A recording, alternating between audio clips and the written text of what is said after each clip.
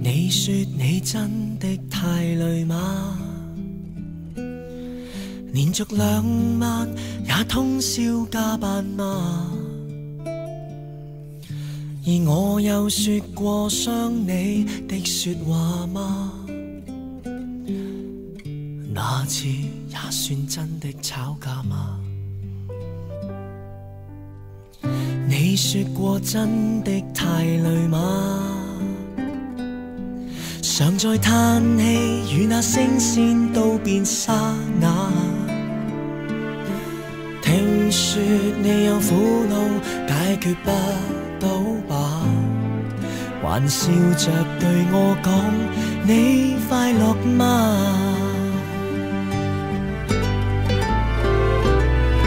如果不需要說話吧，能把心聲告訴我嗎？為何情侶有太多情緒，習慣把心聲細語埋藏心裏。如果不需要說話吧，難道能把心聲看透嗎？願意把身軀再放下，願意等這一句說話回家。不想失去嗎？可想起我嗎？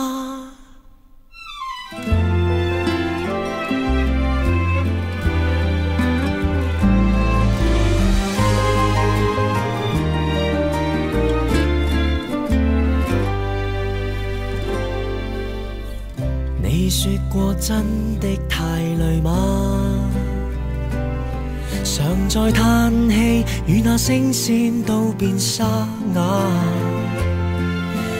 聽說你有苦惱解決不到吧？還笑着對我講你快樂嗎？如果不需要說話吧，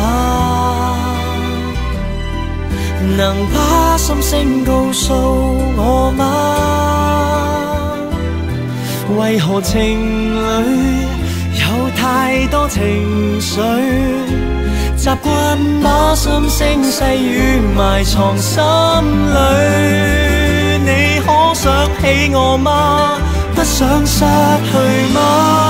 其實你愛我的話，讓我陪你到世界終結好嗎？